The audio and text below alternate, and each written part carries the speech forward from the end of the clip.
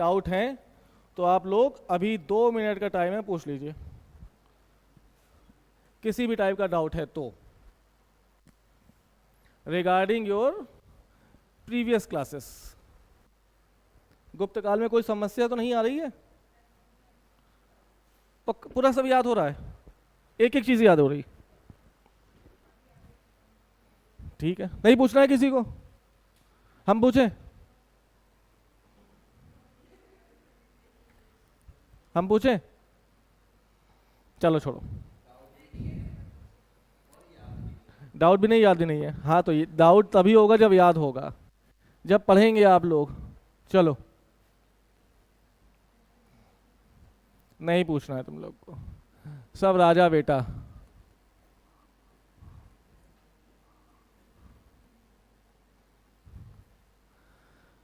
आज गुप्तकालीन समाज यानी गुप्त साम्राज्य का समाज कैसा था, समाज में हम क्या क्या पढ़ेंगे, किसके बारे में चर्चा करेंगे आज? समाज का मतलब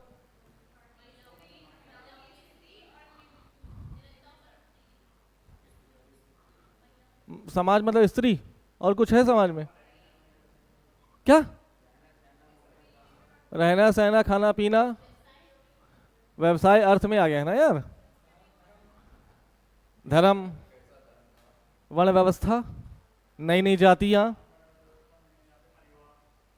कायस्थ जनजाति, जो कायस्थ वर्ग जो आया, लिखा था इसी समय आया ना, तो क्यों आया, महिलाओं की स्थिति कैसी है ना, ये आज सब चीजें हम पढ़ेंगे। ठीक है, तो पहले देखो, गुप्तकालीन समाज यानी इस समय वैदिक काल से चली आ रही वर्ण व्यवस्था अपने किस स्थिति में थी?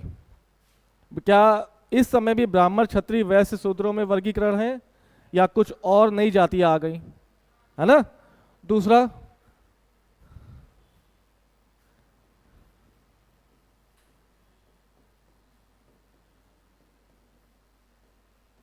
मिश्रित जातियों का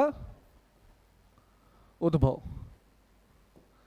यानी गुप्त काल एक ऐसा काल है जब विदेशी आक्रमण हो चुके हैं, हिंद यवन आ चुके हैं, शक आ चुके हैं, पहलव आ चुके और कुषाण आ चुके हैं। आ ही नहीं है बल्कि इस भारतीय संस्कृति में पूरी तरह से घुल मिल गए। तो शादी ब्याह होगा, शादी ब्याह होगा तो नई नई मिश्रित जातियां आएंगी। तो कौन कौन सी मिश्रित जातियां हैं उसके बारे में देखेंगे। ठीक, फिर हम देखेंगे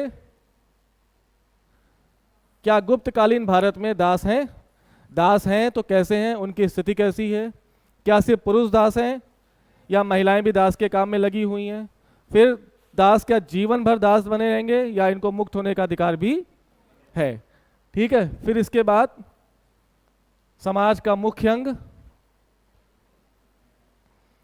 गुप्तकालीन समाज में महिलाओं की स्थिति कैसी है, और आखिरी में क्या देखेंगे, है कुछ बचा? वर्ण व्यवस्था, मिश्रित जातियां, और हाँ कायस्थों का उद्भव।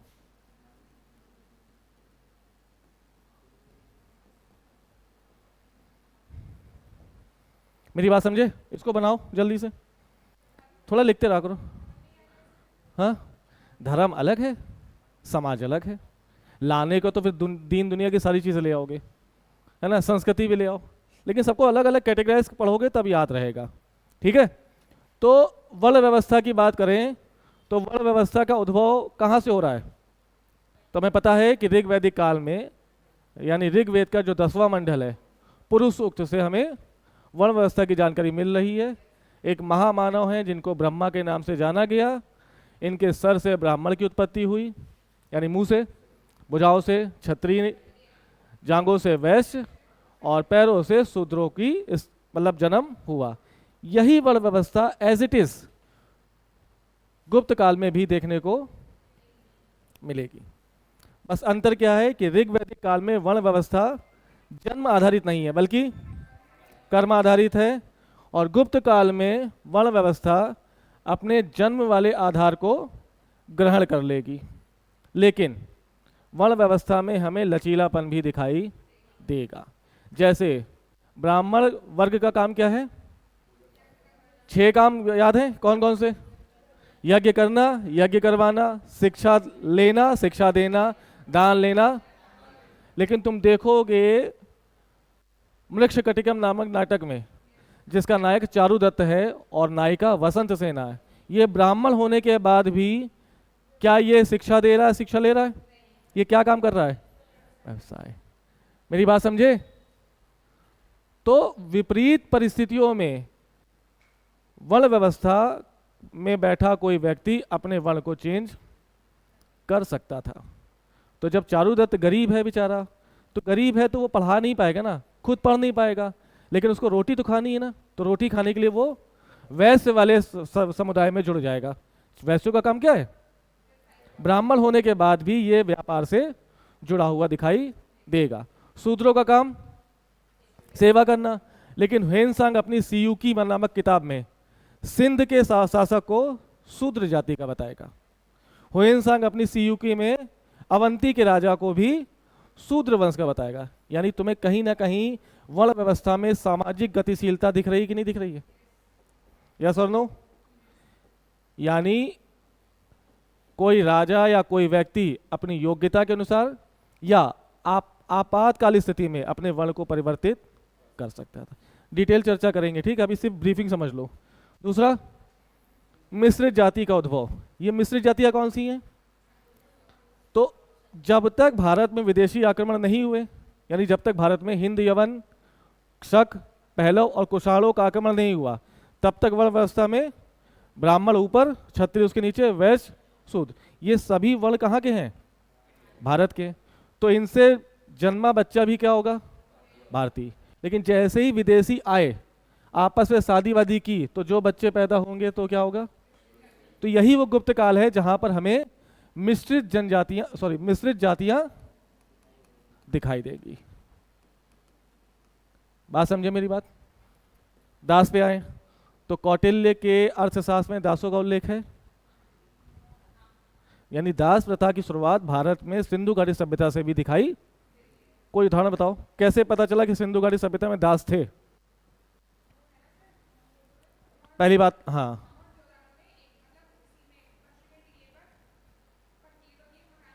बहुत बढ़िया। यानी मोहनजोदड़ो में जब उत्खनन हुआ तो ये पाया गया पश्चिमी हिस्से में भी एक अलग से कॉलोनी बनी हुई है, और ये यहाँ पर रहने वाले लोग पूरे लोगों की सेवा में लगे हुए। यानी दास प्रथा भारत में शुरू से चली आ रही है। तो ऑब्वियस सी बात है गुप्त काल में भी दास होंगे। कैसे दास होंगे? तो दासों के प्रकार की चर्चा करेंगे। नहीं, जैसे एक दास है ध्वजारोहत दास। क्या है? एक तो नाम इतने कठिन कठिन है, ध्वजा आहत दास। ये कौन सा दास है? एक है कृत दास, एक है गृहस्थ दास। हे भगवान, बहुत सुंदर। और एक है, हाँ, एक और पता नहीं कौन सा। तो दासों को प्रकार भी दिए गए हैं। क्या दास सिर्फ पुरुष रहेंगे, या दासत्व तो महिलाएं भी करेंगी? तो महिलाएं भी करेंगी। फिर इसी में देवदासी प्रथा भी जुड़ जाएगी। महिलाओं की स्थिति में हम जब देखेंगे तो एक नई प्रथा का उद्भव दिखाई देगा। यह देवदासी प्रथा गुप्त काल से पहले नहीं थी। तो गुप्त काल की देन है क्या? ये क्या होती पता है किसी को? महिला वाली? नहीं नहीं, महिला दास नहीं बनेगी। देवदासी प्रथा क्या है? हाँ, किसका पूजा पाठ? किसका पूजा पाठ? हाँ, कुछ महिलाएं ऐसी हैं जो अपना संपूर्ण जीवन किसी मंदिर को समर्पित कर देंगी। उद्देश्य अच्छा था लेकिन इसका बहुत ज़्यादा मिसयूज हुआ। कुछ महिलाएं ना शादी करेंगी, ना गृहस्थ जीवन में प्रवेश करेंगी, बल्कि आजीवन किसी देवता के प्रति मंदिर में जाकर सेवा करेंगी। ये पूरे जीवन में शिक्षा प्राप्त करेंगी, ग्रंथ पढ़ेंगी, नाचना गाना करेंगी, भारतनाट्यम सीखेंगी, और आने वाले भक्तगणों को, मंदिर के पुजारियों को इंटरटेन करेंगी। ठीक है? ऐसे में जब धीरे धीरे ये प्रथा बहुत बढ़ गई, कमी बता रहे हैं, तो इसका मिसयूज होने लगा। क्या? मंदिर में लोग आते थे और ये एस्कॉर्ट सर्विस भी प्रोवाइड कराने लगी थी, और उसका जो पैसा मिलता था वो पूरे मंदिर के दान में चला जाता था। तो कहीं ना कहीं थोड़ी सी कुरीति ये दिखाई दी इसमें। शुरुआत अच्छी थी, लेकिन धीरे धीरे कालांतर में देवदासी प्रथा ने अपना घिनौना रूप दिखाना शुरू कर दिया और महिलाओं का शोषण मंदिर के अंदर से भी किया जाने लगा। इसको खत्म किया गया बहुत सारे चरणों में। सबसे ज़्यादा तुम्हें आधुनिक भारत में देवदासी प्रथा को खत्म करने के लिए एक नाम याद रखना, मुथुस्वामी रेड्डी। ये महिला हैं, इन्होंने बहुत बड़ा आंदोलन किया था और इनके प्रयासों से जाकर पहली बार 1934 में बॉम्बे से देवदासी प्रथा खत्म हुई। फिर इसके 10 साल या 8 साल बाद 1942 में मद्रास से भी देवदासी प्रथा खत्म हो गई। फिर 1947 में एक कोई देवदासी एक्ट आया था जिससे 3 जगह से देवदासी प्रथा खत्म हो गई थी। ठीक है, आज भी छोटी जगहों पर ये प्रथा दिखाई दे रही, जहाँ पर आदिम जनजातियाँ निवास करती है ना, वहाँ भी छुटपुट स्तर पर देवदासी प्रथा है। ठीक है, फिर महिलाओं की स्थिति और कायस्थों का उद्भव। तो एक एक करके चरणों की चर्चा करेंगे और समझते हुए आगे बढ़ जाएंगे। चलो, तो पहला वर्ण व्यवस्था। ठीक है, कितने भाग? ब्राह्मण, क्षत्रिय, वैश्य, शूद्र। गुप्तकालीन समाज में सबसे ऊंचे पायदान पर कौन है? तो ऑब्वियस सी बात है ब्राह्मण, यानी ये पहले नंबर के, ये दूसरे नंबर के, ये तीसरे नंबर के और ये चौथे नंबर। समाज में ये भेदभाव और ज़्यादा व्यापक रूप से दिखाई देने लगा। जैसे एक एग्जाम्पल दे रहे हैं, इनका नाम सुना है? कौन है ये? चंद्रगुप्त सेकंड के नवरत्नों में से एक। इनकी किताब का नाम बताओ। और बृहद जातक, लघु जातक, बृहद संहिता, पंच सिद्धांतिका और विवाह जातक। गुड। तो वराहमिहिर की पुस्तक बृहद संहिता में वास्तु का उल्लेख करते हुए, किसका? वास्तु शास्त्र का उल्लेख करते हुए बस्तियों को भी, किसको? बस्तियों को भी भेदभाव से भर दिया गया। कैसे बताते हैं? वराहमिहिर क्या कह रहे हैं?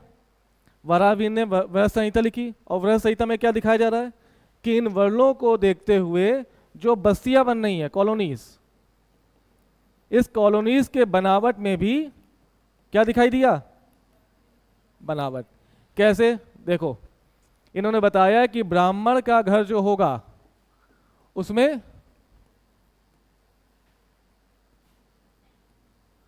5 कमरे होंगे। ऑब्वियस, मतलब होने ही चाहिए 5 कमरे। देखना तो समझ जाना है कि किसका घर है। कब की बात है ये? गुप्त काल में। यानी गुप्त काल में बस्तियों का जो बसावट था वो इसी प्रोसेस से चला था। क्षत्रिय अगर है तो ये 5, 4 घर देख, चार कमरों वाला घर देख लेना तो क्या पता चलेगा कि ये किसी क्षत्रिय का घर था। ठीक। वैश्य अगर है तो वैश्य के घर में, और शूद्र है तो शूद्र के घर में 2 कमरे। ये क्लासिफिकेशन क्या दिखा रहा है? क्या दिखा रहा है? दिख रहा है कि नहीं दिख रहा है? क्लियर सामाजिक भेदभाव दिखाई दे रहा है। नहीं समझे? लेकिन इतना भेदभाव होने के बाद भी वर्ण व्यवस्था में हमें सामाजिक गतिशीलता दिखाई देती है। वो कैसे? देखो, तो एक धर्म है, गुप्त काल में एक धर्म है आपदा धर्म। और आपदा धर्म यह कह रहा है कि अगर विपरीत स्थिति आ जाएगी तो कोई भी वर्ण का व्यक्ति किसी भी वर्ण को अपना सकता है, चाहे वो ब्राह्मण हो, चाहे क्षत्रिय हो, चाहे वैश्य हो, चाहे शूद्र हो। तो इसका उदाहरण कहाँ था? चारुदत्त। चारुदत्त कौन है? ब्राह्मण है, लेकिन अपना जीविकोपार्जन करने के लिए वो क्या कर रहा है? व्यापार। क्या सामाजिक गतिशीलता दिख रही है? दूसरा, कुछ शूद्रों को व्याख्यात करते हुए हेनसांग ने क्या कहा? हेनसांग की किताब सीयू की में बताया है हेनसांग ने कि सिंध प्रदेश का राजा शूद्र है। हेम साहब ने बताया कि अवंती का राजा शूद्र है। बात समझ में आई? तो गुप्त काल में कुछ शूद्रों की स्थिति अच्छी दिखाई दी, लेकिन समाज में स्थित शूद्रों की स्थिति कैसी है? दयनीय है। आगे बात समझे? तो वर्ण व्यवस्था ने अपना वही पुराना रूप धारण किया हुआ था, लेकिन कहीं कहीं मतलब काल में कहीं कहीं समय पर यह दिखा गया कि लोगों ने आपदा धर्म के समय आपातकालीन स्थिति में अपने आप के व्यवसाय को चेंज किया है। तो कठोर भी है और इजी भी है। बात समझ गए? तो वर्ण व्यवस्था कैसी चली आ रही है? फिर से सोचो, ऋग वैदिक काल में वर्ण व्यवस्था कैसी है? अच्छी की बुरी? बेहतर है। क्यों?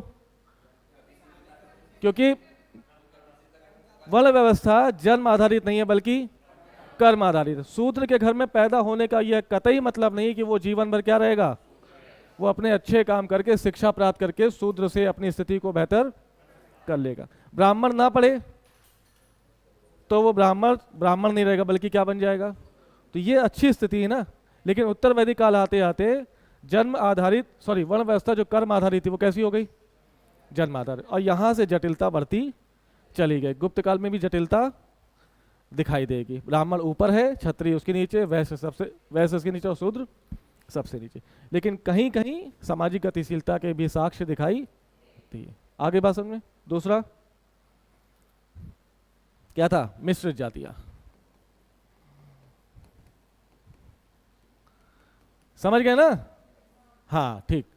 तो मिश्रित जाति आई कैसे? तो भारत में जब विदेशी आगमन हुआ और विदेशी पूरी तरह से भारतीय संस्कृति में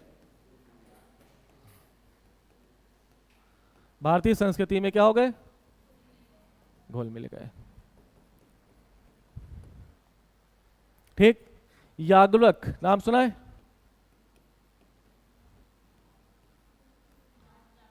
याज्ञवल्क गार्गी संवाद हुआ था ना।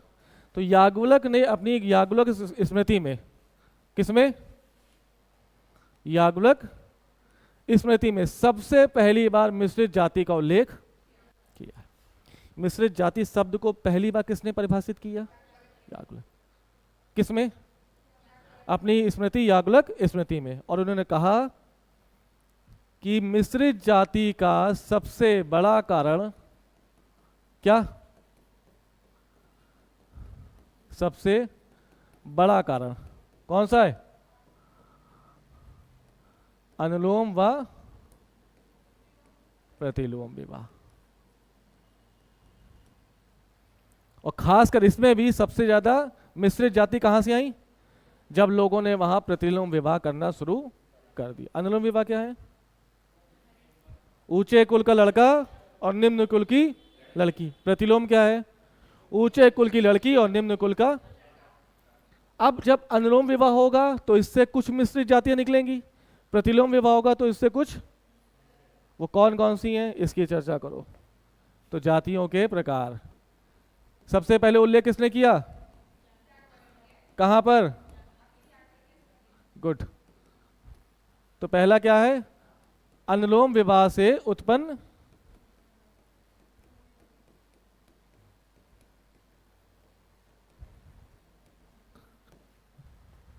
है ना। अनुलोम विवाह मतलब लड़का अगर ब्राह्मण है तो महिला क्षत्रिय वैश्य या शूद्र होगी।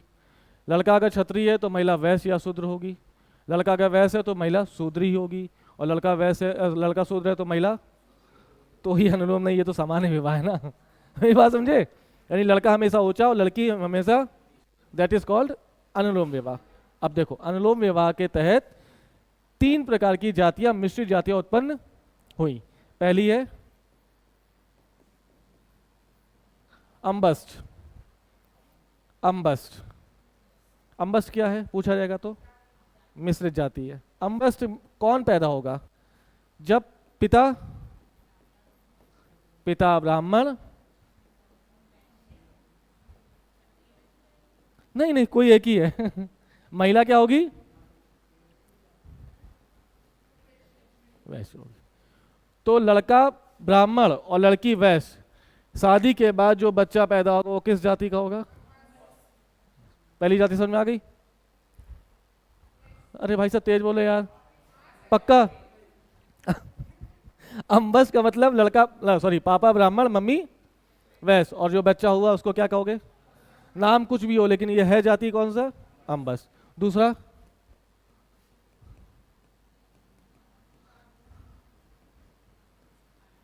निषाद या पार्श्व। पापा कौन है?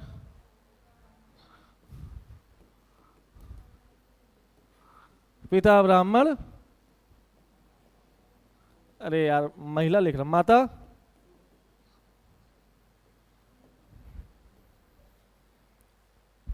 पिता ब्राह्मण माता शूद्र, बच्चा उत्पन्न कौन सा? निषाद या पार्श्व। दो जातियां हो गई। तीसरी,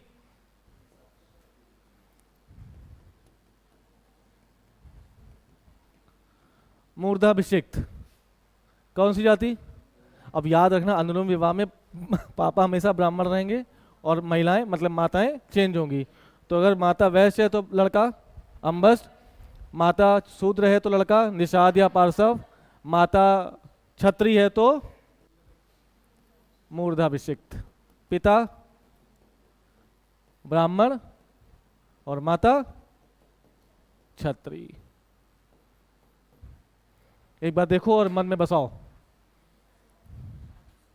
अनुलोम विवाह से उत्पन्न तीन प्रकार की जातियां हैं। पहली अम्बस, दूसरा निषाद या पार्श्व और तीसरा मूर्धाभिषिक्त। अम्बस कौन है? पापा ब्राह्मण है मम्मी वैश्य है। निषाद पापा ब्राह्मण है मम्मी शूद्र है। और मूर्धाभिषिक्त क्या है? पापा ब्राह्मण मम्मी क्षत्रिय। बहुत सुंदर, सब पक्का? ठीक। तो ये अनुलोम प्रकार से उत्पन्न जातियां हैं। दूसरा कौन सा विवाह? प्रतिलोम विवाह से उत्पन्न। ये भी कितनी? तीन। देखो कौन सी? प्रतिलोम का मतलब महिला कौन होगी? महिला नीची जाति की। अब यहां पे एक जाति उत्पन्न होगी जिसको कहेंगे सूत। सूत का मतलब माता कौन है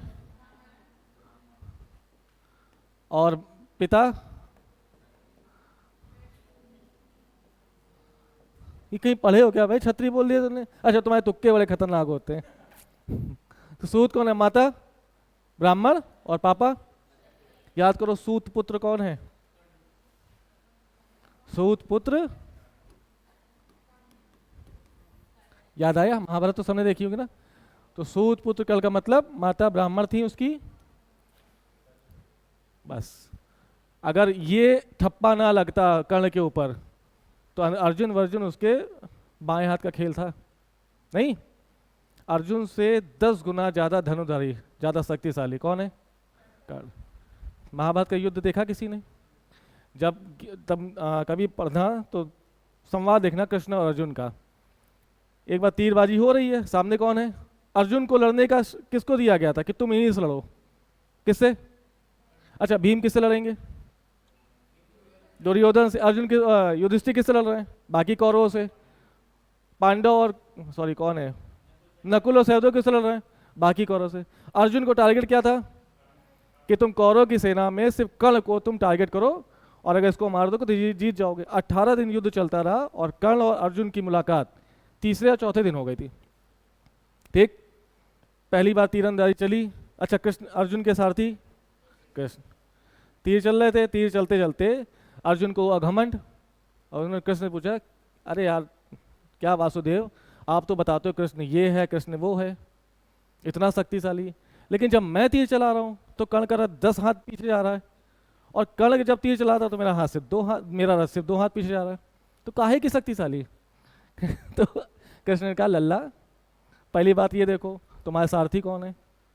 3 लोगों के देवता, यानी पूरा ब्रह्मांड के मालिक तुम्हारे सारथी है। दूसरा, तुम्हारे रथ के ऊपर जो झंडा लगा उस पर कौन है? इसके बावजूद भी कर्ण का तीर तुम्हारे रथ को 2 कदम पीछे, कौन है शक्तिशाली? अगर जैसे ही मतलब अर्जुन सॉरी श्री कृष्ण उठते, अर्जुन का सत्यानाश तय था।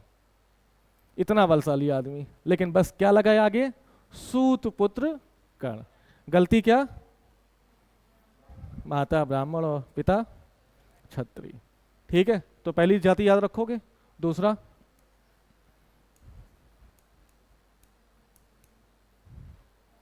चांडाल। मतलब माता कौन है?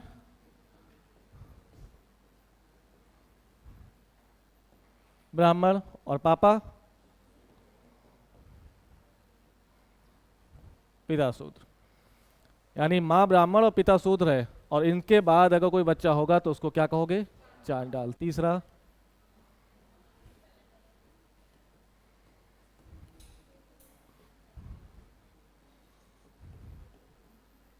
माता ब्राह्मण और पिता क्या बचा? ये 6 जातियां कम से कम याद रखना मेरे कहने पर।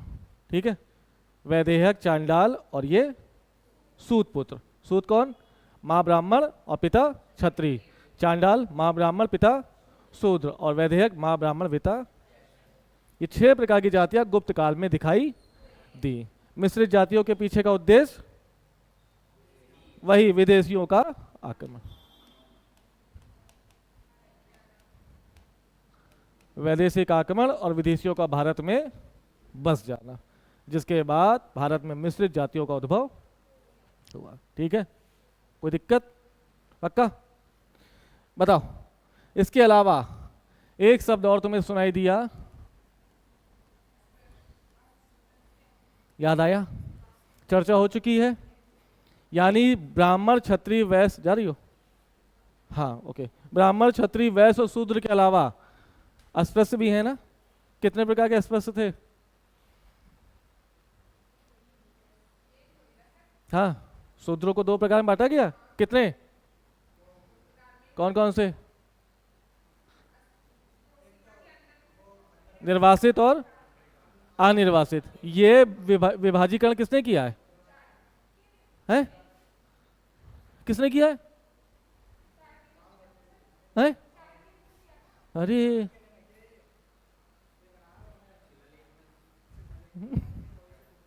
किसने किया बताओ? शूद्रों को 2 भागों में किसमें बांटा गया? किसने बांटा?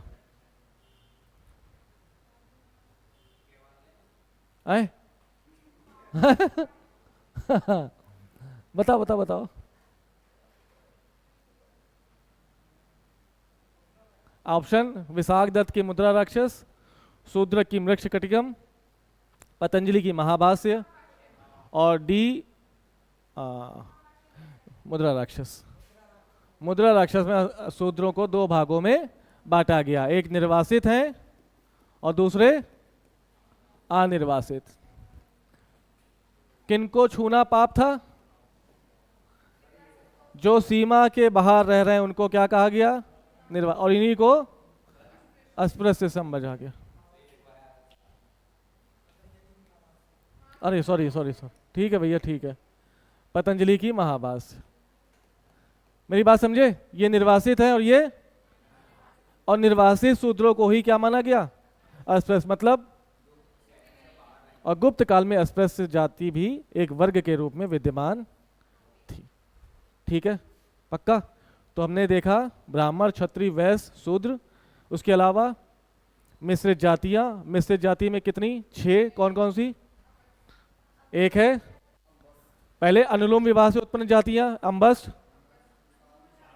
निषाद या पारसव। तीसरी मूर्धाभिषेक। ये है अनुलोम विवाह से उत्पन्न। प्रतिलोम विवाह से उत्पन्न जातियां सूत, चांडाल और वैदेह। गुड। निर्वासित शूद्र कौन से हैं? जो सीमा से बाहर रह रहे हैं। अनिर्वासित शूद्र कौन है? जो सीमा के अंदर रह रहे हैं और इनको छूना पाप नहीं है। बात समझे? पक्का? नेक्स्ट, दास प्रथा। अच्छा, हम ये अध्ययन क्या कर रहे हैं? तो तुम्हें समाज दिख रहा है ना यहाँ का? नहीं दिख रहा क्या? हाँ, दिखना चाहिए समाज। दास प्रथा। भारत में दास प्रथा विद्यमान थी। अच्छा, एक चीज और बताओ, थोड़ा सा और याद आ गया। ये मिश्रित जाति का उल्लेख किया किसने है? कहा गया? अरे भगवान, ये याज्ञवल्क्य भी एक विधिवेत्ता थे। भारत के पहले विधिवेत्ता कौन है? मनु महाराज। मनु की किताब का नाम मनुस्मृति। मनुस्मृति पे टीका किसने लिखी? 4 लोग ने। कौन कौन से? तो गोविंद, भारुचि, मेधातिथि और कुल्लूक भट्ट। ठीक इसी प्रकार से इस पर भी कई बार टिप्पणी पूछी जाती है। तो याग्लवक की याग्लवक स्मृति पर आज तक कितनी बार टिप्पणी लिखी गई? देखो कैसी। Commentary on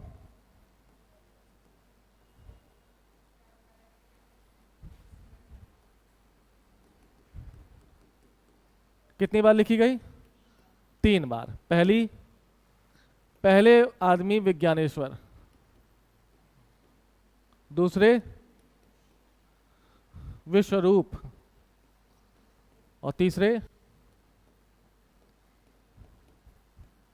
अपरार्क।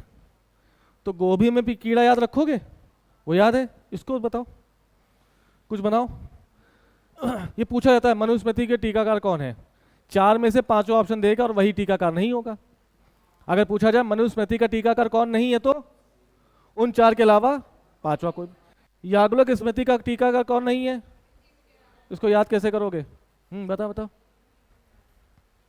क्या कर रहा है? बता हम भी हंसा दो यार। क्या कर लोगे? विवाह कर लोगे आपसे। कहाँ विवाह हो रहा है? इतना भयानक राइम भी मिला तो विवाह कर कहाँ कर लोगे? कहाँ लिखा कर? बीबी बीबी आई। अरे यार, एक पति है जिसकी 4-5 बीवियां हैं। बीबी है, बिल्कुल। कौन देगा? इतना तो याद कर लो।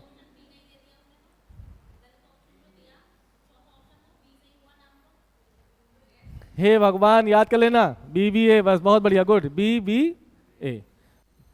विज्ञानेश्वर, विश्वरूप, अपरा। या एक लड़का है जिसकी कई सारी बीवियां हैं।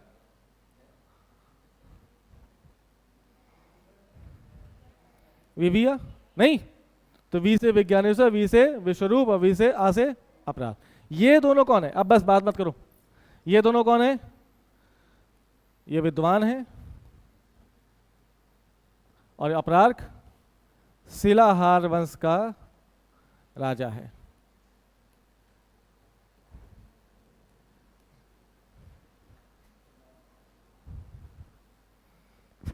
समझ गया मेरी बात? वो चारों कौन थे मनुस्मृति वाले?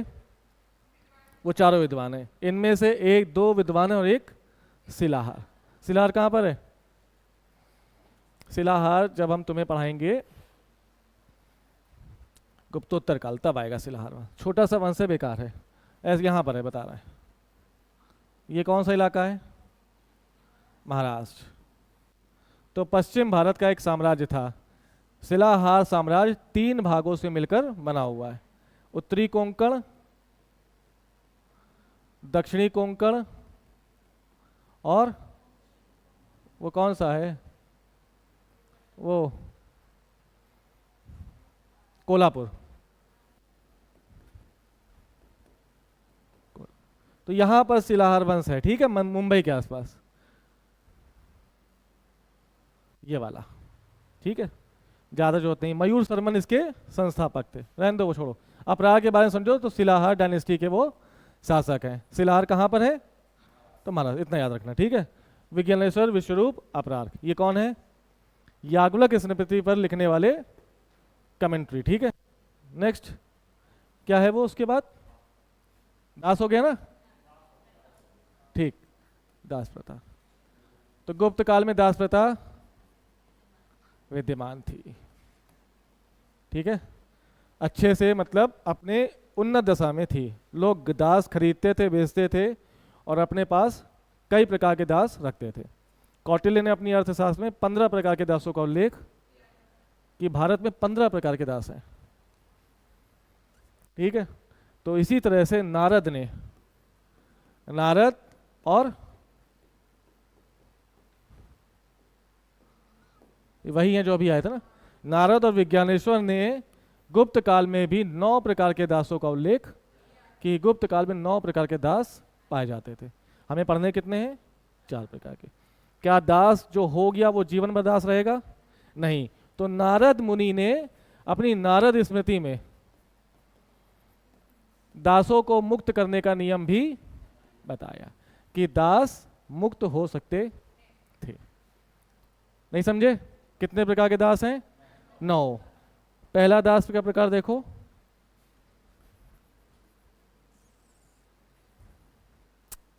आधा धा, हाँ, ध्वजा आहत दास। ये कौन से दास हैं? ये वैसे दास हैं, मान लो 2 राजा ने आक्रमण किया एक दूसरे पर, कर लिया, और एक हार गया एक जीत गया, तो जो जीता है वो हारे वाले पूरे राजा की सेना को ले जाएगा अपने साथ और उनको क्या बना देगा? दास। नहीं समझे? तो दासों का एक प्रकार ध्वजा आहत दास। कौन से दास? युद्ध में हारे,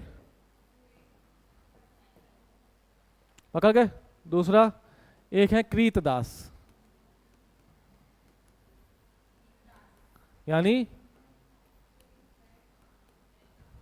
क्रय किए हुए दास, जिनको खरीदा या बेचा जाएगा। मान लो ऐसा कोई दास है जिसको खरीद के लाया था कोई मध्यकाल में? कौन है? 1000 दिनारी कहा गया उसको? नुसरत खान है। अलाउद्दीन खिलजी ने, अलाउद्दीन खिलजी ने जब बल्ख अभियान किया था, शायद अभी ये याद नहीं आ रहा, कोई अभी गुजरात का, हाँ गुजरात अभियान किया था, तो गुजरात जीतने के बाद उसको एक आदमी बहुत पसंद आ गया, मलिक काफूर।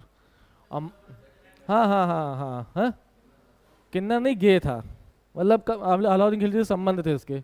मलिक काफूर पसंद आया और मलिक काफूर को अलाउद्दीन खिलजी ने 1000 दिनार में खरीद लिया और अपने साथ दिल्ली ले आया था। इसीलिए इसको 1000 दिनारी भी कहते हैं। क्या कहते हैं? 1000 दिनारी। तो दासों को खरीदने और बेचने की परंपरा आज नहीं है, बहुत पुरानी से चली आ रही है। तो कृत दास कौन से हैं? खरीदे हुए दास। ठीक है।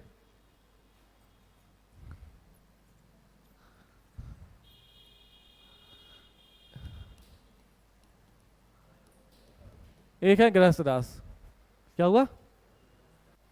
बोरिंग है? इस क्वेश्चन आते इसलिए पढ़ना पड़ेगा भाई। तीसरा कौन है? गृहस्थ दास। अच्छा, दास से पुरुष है कि महिलाएं भी हैं? महिलाएं भी हैं। तो महिला, ऐसी महिला दास जो किसी के घर में काम कर रही होगी, काम करते करते एंड सी वॉज, मतलब सी इज प्रेग्नेंट, तो अगर बच्चा पैदा हो गया घर पे तो उसको क्या कहेंगे? नहीं समझे मेरी बात? जैसे हम बता रहे हैं, जैसे महिला कोई काम कर रही कहीं पे किसी इस राजा के यहाँ क्या कह रहे हो यार? हैं?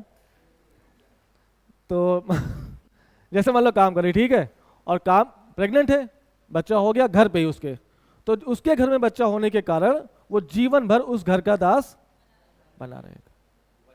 हाँ वो बच्चा, जी हाँ, वो माँ, हाँ हाँ नहीं समझे? वो रहेगा, वो रहेगा। और चौथा है पैतृक दास। पैतृक दास का मतलब पिता दास है तो लड़का दास होगा ही होगा। लड़का दास है, सॉरी, लड़का मतलब पिता दास, पिता से पहले दादा दास होंगे, दादा के बाद पिता, पिता के बाद वो वंशानुगत चला आ रहा है। तो 4 प्रकार के दास तुम्हें याद हो, ये तो याद हो जाएगा, ये भी याद हो जाएगा। बचा क्या? ध्वजा आहत, जो सेना युद्ध में हार गई है वो दास बनेगी, और दूसरा कृत। कृत मतलब खरीदने वाले। तो अगर पूछा जाए दास की शुरुआत कब से है, तो प्राचीन भारत शुरू आ रही है। मध्यकाल आते आते कब की? Medieval India. मिडिवल इंडिया में दास प्रथा अपने चरमोत्कर्ष पर थी।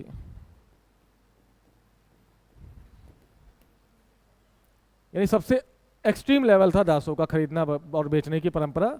हर एक राजा के पास 1000 दास होते थे। अलाउद्दीन खिलजी का तुम्हारे पास एग्जाम्पल लेके आए। ये दास प्रथा बढ़ती रही, बढ़ती रही। अकबर ने इसको खत्म करने का प्रयास किया। इन दास प्रथा का अंत अकबर ने कब किया? अकबर ने दास प्रथा का अंत कब किया? अरे बताओ भाई बताओ। 1500 कुछ, 1500, 1 2 3 4 5 9 99 100, 1562। 1562 में अकबर ने दास प्रथा को खत्म करने का प्रयास किया, लेकिन पूरी तरह से खत्म नहीं कर पाया।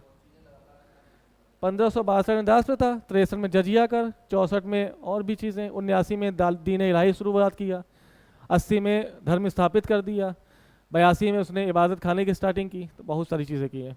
62 में क्या किया उसने? दास प्रथा का अंत करने का प्रयास किया, लेकिन वो ख़त्म नहीं कर पाया। फिर आए कौन? अंग्रेज आए वो फिर नहीं ख़त्म करेंगे। फिर आए अंग्रेज, अंग्रेजों के विलियम बेंटिक ने भी प्रयास किया, ख़त्म कर सकता था, लेकिन तबीयत खराब हो गई, डेथ हो गई। और दास प्रथा को भारत से ख़त्म करने का श्रेय बेंटिक को ना जाकर किसको जा रहा है? हाँ हाँ, लिखवाया तो हमने बहुत कुछ है। भारत से दास प्रथा को खत्म करने का श्रेय किसको जा रहा है?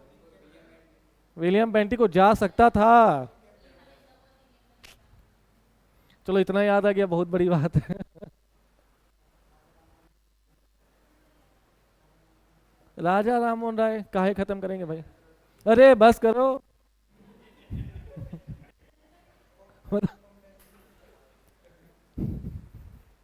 इसको अगर मेरे पापा का नाम पता होता ना, तो 3 4 बार क्लास में ये पापा का नाम, मिस्टर इन्होंने खत्म किया बताओ। 1843, 1843, लॉर्ड, अब बता दो, एलन बरो। 1847 में एक नियम बना, और नियम 5 के तहत इस दास प्रथा को दंडनीय अपराध बना दिया गया। और ये जब हम तुम्हें आधुनिकवाद पढ़ा रहे थे तब भी तुम्हें लिखा चुके, तुम्हें यह भी बताया है कि 1829 के धारा 17 के तहत सती प्रथा का अंत। याद आया? हमें लाइन भी याद है, तुम लोग को ये नहीं याद है। पहले राजा राममोहन राय के बारे में लिखाया था, फिर दास प्रथा लिखाया, और तुम्हें यह भी लिखा है ठगी प्रथा का अंत किसने किया? ठगी प्रथा, ठग ठग ठग। तो ज्यादा याद आ गया फिर हमको, कोई बात नहीं, ठीक है। तो दास प्रथा का अंत 1843, नियम 5, एलन बरो, ठीक है। अब हमको क्या पता सती प्रथा और ठगी प्रथा कौन है? हमें क्या पता, बताओ। लिखाया है, अभी याद आ जाएगा बता देंगे, ठीक है। नेक्स्ट क्या चल रहा है इसके बाद? दास प्रथा हो गई ना? हाँ, तो ये थोड़ा याद रखना, शुरुआत हमें गुप्ताज से दिखाई दी, मध्यकाल में ये बहुत बढ़ गई। अकबर ने दास प्रथा को ख़त्म करने का प्रयास किया 1562 में, फिर अंग्रेजों ने किया, बेंटिक ने, बेंटिक कर सकता था लेकिन कर नहीं पाया, और आखिरी में ये श्रेय किसको गया? एलन बरो को, इन 1843, नियम 5, ठीक है ना। अब इसके बाद आ जाओ कायस्थ। तो गुप्त काल में पहली बार कायस्थ शब्द का यूज किया गया, ठीक। याज्ञवल्क स्मृति ने इनको क्या कहा? जाति नहीं कहा, बल्कि एक अन्य वर्ग को परिभाषित किया कि कायस्थ कोई जाति नहीं बल्कि वर्ग है, यानी 4 वर्णों के अलावा एक और वर्ण भारत में आ गया। ये किसका मानना है? बस था कि नहीं था हमें नहीं जानना, बस तुम्हें पता होना चाहिए कि किसके अनुसार कायस्थ जाति नहीं बल्कि वर्ण है। यानी याज्ञवल्क के अनुसार कायस्थ जाति नहीं बल्कि वर्ग है। और गुप्तोत्तर काल आते आते पोस्ट गुप्तास एक स्मृति है, ओसनस स्मृति, याद रखना। कौन सी स्मृति? ओसनस, ओसनम ओसनस। ओसनस स्मृति में क्या कहा गया कि ये जाति ही है, यानी कायस्थ को जाति का दर्जा किसने दिया? ओसनस स्मृति में। कायस्थ को जाति का दर्जा कब मिला? गुप्त काल में कायस्थ क्या है, समझ गए? बस इतना जानो। यानी कायस्थ शब्द का उद्भव, कायस्थ जाति, कायस्थ वर्ण का उद्भव कब हुआ? गुप्त काल में। और वर्ण से चेंज होते होते जाति जब पहुंची तो वो कौन सा टाइम था? ओके, पक्का? ऐसे यार तुम लोग समझ नहीं आ रहा मैं। फिर महिलाओं की स्थिति,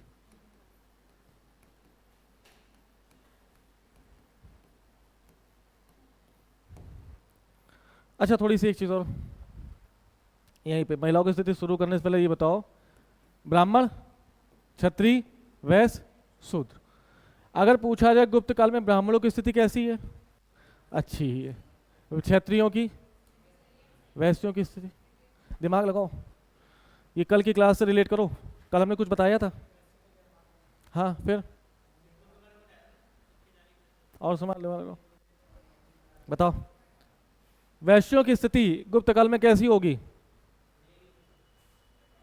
बेकार होगी, अच्छी होगी? ना अच्छी ना बुरी, सर की तरह, बुरी से कम, क्या क्या था, क्या था? अच्छी से थोड़ी कम, बुरी से थोड़ी ज्यादा। हाँ, ये सबसे बढ़िया आंसर था। बताओ, सोचो, दिमाग लगाओ।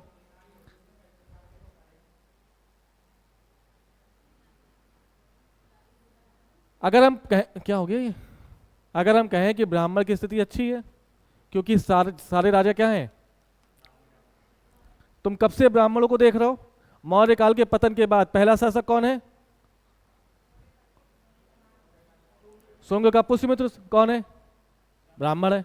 इक्ष्वाकु वंश का ब्राह्मण, वाकाटक वंश का, यानी जितने भी मौर्य काल के बाद आए सब कौन है?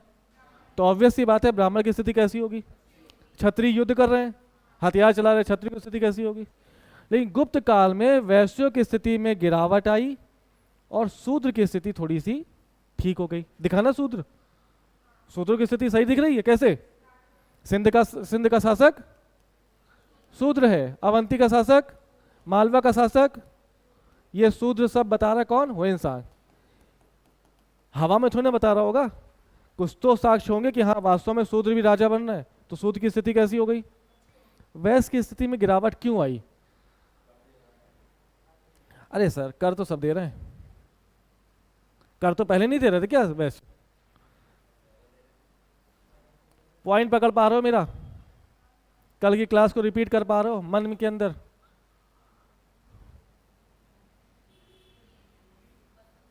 अरे यार चुप रहो।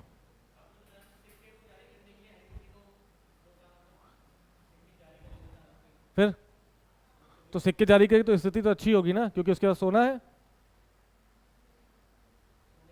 और सोचो, थोड़ा सा रिलेट करो, आंसर निकल आएगा। पलटने लगे पन्ने, पलट लो पलट लो, पलट के पकड़ लो, बहुत बड़ी बात है, पलटो, कोशिश करो। अच्छा चलो, हाँ जी, मेरा क्वेश्चन क्या है फिर से देखो। ब्राह्मणों की स्थिति अच्छी है, क्षत्रियों की अच्छी है, शूद्रों की स्थिति बेहतर दिखाई दे रही है, लेकिन हम ये बोल रहे हैं कि वैश्यों की स्थिति में तुलनात्मक रूप से गिरावट आई। इसके पीछे का सबसे बड़ा कारण क्या है?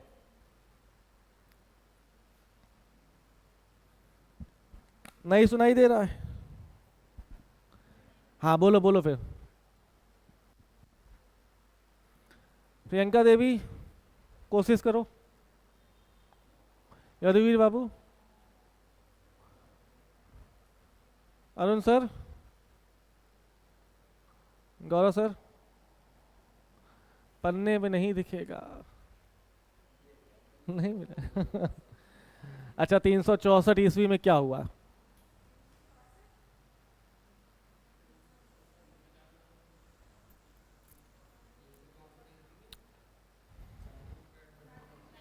अच्छा हैं?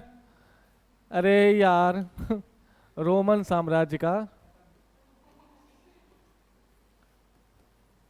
रोमन साम्राज्य का वैश्य कर क्या रहे हैं? किससे कर रहे हैं? अचानक से रातों रात रोमन का पतन हो गया, पूर्वी और पश्चिमी में व्यापार बंद, व्यापार बंद तो एक स्थिति किसकी कम हो जाएगी? अब ये सब चीजें किताब में नहीं मिलेंगी, बाद में कर रहे हैं ना। अपना जो ठिया है इकट्ठा, जो पिछले कई सौ सालों से चला आ रहा है जिससे व्यापार, उससे बंद हो जाएगा रातों रात तो प्रभाव नहीं पड़ेगा। विकल्प के तौर पे आपने ढूंढना शुरू किया था, कब मिला कब नहीं मिला क्या पता। नहीं समझे मेरी बात? हाँ, लिख लो इस बात को। यानी वैश्य, अगर गुप्त काल में वैश्यों की स्थिति देखी जाए, कब? खासकर समुद्रगुप्त के बाद। समुद्रगुप्त का टाइम पीरियड 350 से 375, और इसी समय रोमन साम्राज्य का पतन हो रहा 300। तो इस काल के बाद वैश्यों की स्थिति में परिवर्तन नहीं आएगा? क्या उनकी स्थिति गिरेगी नहीं? इसलिए कल बताया था कि रोमन साम्राज्य का पतन हुआ है। नहीं समझे? तो सभी वर्णों की स्थिति बेहतर हुई, लेकिन वैश्य को छोड़ दो तो वैश्य की स्थिति क्या हो गई? थोड़ी सी नीचे आ गई, बिकॉज ऑफ विघटन ऑफ रोमन एम्पायर। ठीक है। महिलाओं की स्थिति,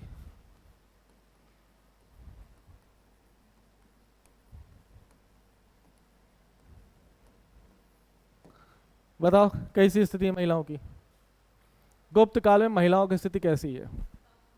कमजोर है, बहुत ही कमजोर हो गई, कमजोर हो गई। यानी गुप्त काल में महिलाओं को उपनयन संस्कार से वंचित कर दिया गया। क्या है उपनयन? यानी कोई महिला शिक्षा प्राप्त करने से पहले कौन सा संस्कार कराती है? अब सोचो, उपनयन संस्कार क्या हो गया? बंद हो गया। इससे क्या प्रभाव पड़ेगा महिला के जीवन पे? और शिक्षा नहीं मिलेगी, अनपढ़ रहेगी बेचारी, फिर अपने अधिकारों को नहीं जान पाएगी, और इससे तुरंत प्रभाव क्या पड़ेगा? दिमाग लगाओ। 4 साल का ग्रेजुएशन करने के लिए तुमको रोक दिया गया, इससे त्वरित प्रभाव क्या पड़ेगा तुम्हारे ऊपर? बिल्कुल। हाँ, देखो लड़कियों ने अपनी दुखती रग पकड़ ली। जैसे ही उपनयन संस्कार रोका गया, लड़कियों को बाल विवाह करने पर एक कुरीति ने जन्म ले लिया। बाल विवाह, जल्दी शादी तो जल्दी बच्चे, जल्दी बच्चे तो जल्दी बुढ़ापा, और जल्दी बुढ़ापा तो जल्दी मृत्यु। यानी पत्नी पहले मर रही, पति जिंदा है, क्या होगी?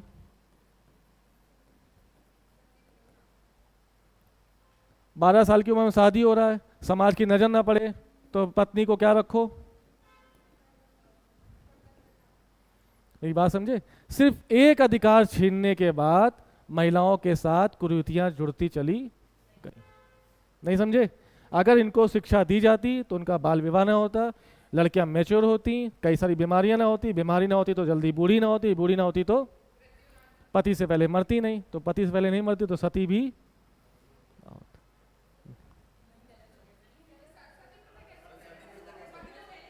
अरे सॉरी, हाँ ठीक है, ओके। बाल विवाह, बुढ़ापा, मृत्यु, और शिक्षा से जैसे छीना गया, बाल विवाह हो गया और पर्दा प्रथा बढ़ गई। ठीक है, थैंक यू भाई, समझ गए? हाँ, मृत्यु के बाद ही तो सती होगी। ठीक है, समझे मेरी बात?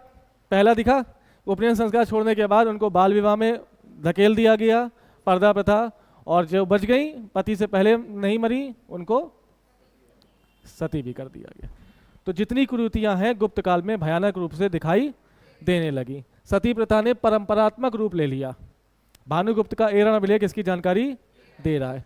510 ईस्वी का किसका अभिलेख है ये? भानुगुप्त का। कहाँ पर है? एरण। क्या बता रहा है? कि गोपराज की पत्नी ने स्वयं को उसकी चिता में जला लिया। यानी वो सती प्रथा अब पूरी तरह से परंपरात्मक हो चुकी है, समाज में अपनी पैठ जमा चुकी है, महिलाओं की स्थिति खराब हो गई। लेकिन कुलीन वर्ग की महिलाएं अभी भी शिक्षा प्राप्त कर रही थी। कुलीन वर्ग की महिलाएं अभी भी शासिका के रूप में काम कर रही, जैसे प्रभावती गुप्ता, जैसे कुबेर नागा। नाम याद आए? नहीं समझे? तो महिलाओं की स्थिति में उच्च कुलीन महिलाएं कैसी हैं? उच्च कुलीन महिलाएं, इनकी स्थिति बेहतर है, और आम महिलाओं की स्थिति कैसी है? बहुत ही खराब है। जैसे बाल विवाह, पर्दा प्रथा, और रही कुछ ही कसर सती प्रथा। लेकिन वहीं पर कुछ उच्च कुलीन महिलाएं जैसे प्रभावती गुप्ता, ये कौन है? हाँ तो लो पलट लो पन्ने। और कुबेर नागा, इनके चर्चा हुई है। कौन है प्रभावती गुप्ता? प्रवर सेन की पत्नी। किसकी पुत्री है? पत्नी होने से पहले पुत्री थी वो। है चंद्रगुप्त पत्नी उसकी।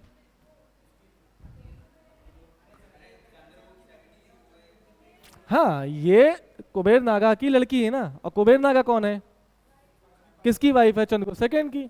ये दोनों यानी प्रभावती गुप्ता के बारे में जब देखा गया तो जब इसके पति की डेथ हुई तो ये खुद शासिका बन गई थी। और चंद्रगुप्त सेकंड के साथ कुबेर नागा ने भी शासिका के रूप में कई साल तक काम किया। नहीं, उच्च कुलीन महिलाओं की स्थिति कैसी है?